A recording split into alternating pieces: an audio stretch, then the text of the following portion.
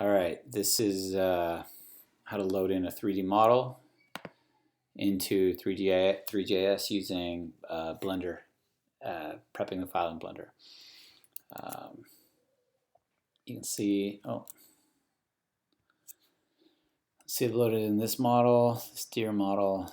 Um, there were a lot of different steps, and so I just wanted to document what these steps are and the way I got to successful result. So here are the steps. So we need to prep the Threejs scene, find the model, prep the model, export the file from Blender, convert the file from the Blender readable file to JavaScript file, JSON, and then we'll add that JSON to the scene. So first off, let's prep this 3JS scene, and basically we'll just turn that off, and we're left with this default kind of stage I built. This is just kind of default Threejs code that I've added this little world to it. So next step, we're going to find a model. I'm going to come into here. I'm going to go to Turbo Squid. This is one I found. I worked on this one. I got this working, so I'll just use this again. Here's a heart model. It is what I'm doing here is finding the OBJ file. There are ways to import an OBJ into Threejs directly, but I'm doing it more roundabout way just because. So I'm going to download this file, and the OBJ, with the OBJ I get a JPEG, which is the texture, and then the actual OBJ file. I'm going to download both of those, and then I'm going to go here. I'm going to change this to heart.j and then heart.jpg. And you'll see the OBJ file is the geometry, and then the JPEG is the material. I'm going to copy these into here. Let's see, actually, let me just start over here. Folder, heart, paste. So I have my OBJ file and my JPEG file. I'm going to come into Blender now. I'm going to delete the default square. It's an OBJ file, so I need to import that in. Here we go. I'm going to go into here and import the OBJ, and there it is. You see the geometry. I'm going to zoom out. So first off, let's add the texture to this. So I'm going to come up here and change this render mode to cycles render. I'm going to select the model, and I'm going to add a material to it. So I delete the default material, I come in here, add a new material, make sure it's on diffuse BSDF. I'm going to go to image texture under color, and then I'm going to open that file, that JPEG. And here it is. Now it's on there. Now we're going to zoom in here. Let's see. Okay, so we'll see, notice this grid here. This is the default stage in Blender. And to give you a rough idea of the relative scale, if this is their default size, the heart is much larger. So I'm going to first shrink that.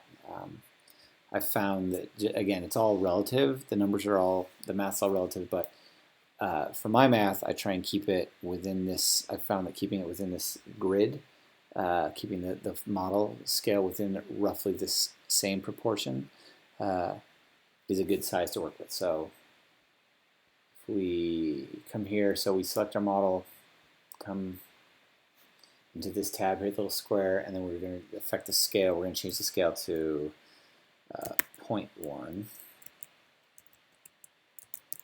There we go. And now we have our, we have a more, an easier size to work with.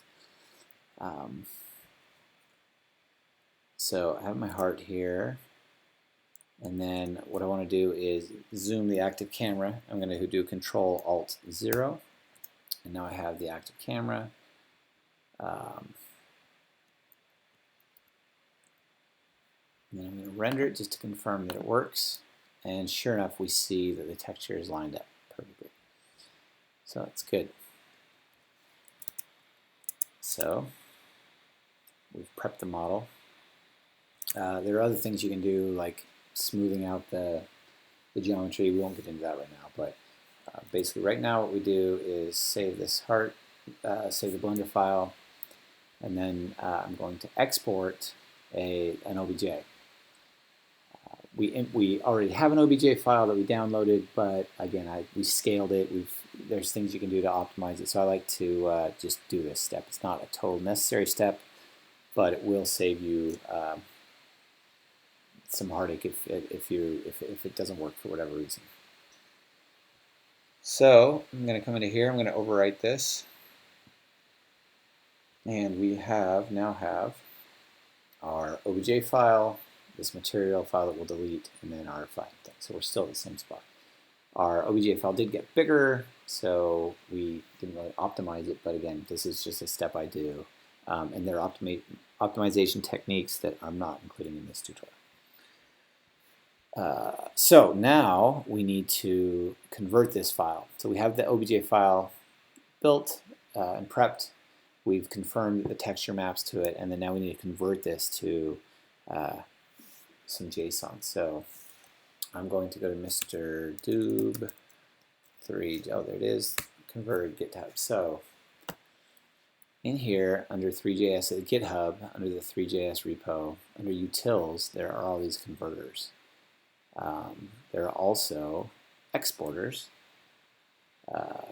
in Blender specific ones, but I'm not going to do this. I'm going to go into converters because I want to convert the OBJ into JSON. So here's my file. I'm going to click on the raw, and I'm going to save this. I'm going to go to tutorial. I'm going to I'll just save it all in the same spot for now. Save. So we have convert, and so this is our Python script that we just downloaded, and we're going to convert this OBJ to a JSON file. I'm going to do that on the command line. So here I am. I'm going to go to this directory, and you'll see it in my file there. So I'm going to use Python to run this script. My input is heart.obj, and my output is heart.javascript. And you'll see over here, when I hit enter, it's going to produce a new file. Sure enough, there it is. I can delete now this OBJ file. I can delete the material file. And so I have my JavaScript file and my JPEG file. I can delete this Python as well. So I have these two files, and that's all I need. So now I'm going to go into my stage that I set up. I'm now going to add to the scene.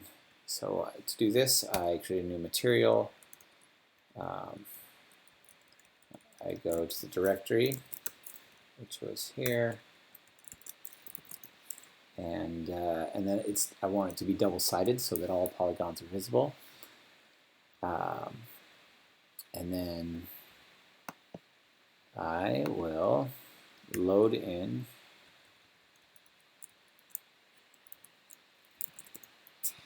the JSON file, and then I just have a quick thing here that randomizes, that creates a bunch of copies, and let's change this back to lower to 20. Creates a new mesh, and it's using the geometry that's loaded here, and then it's using the material that I've called particle material to texture it. Random sizes, and then I animate down here on a request animation frame, and that just randomizes the positions. So with that, we save it and go here. Oh. Loader is not defined. Let me figure that out. 97. Oh. I have to create this new Three.js loader, the JSON loader. With that, here we go. You can see the model has been loaded in successfully and is moving around. So again, there are easier ways to do it. I know there is an OBJ loader. I haven't messed with that, but this was the quick and dirty way that I know works and is the most simple version in terms of it's just loading JSON and JPEG, and that seems to work well for me. So that's it.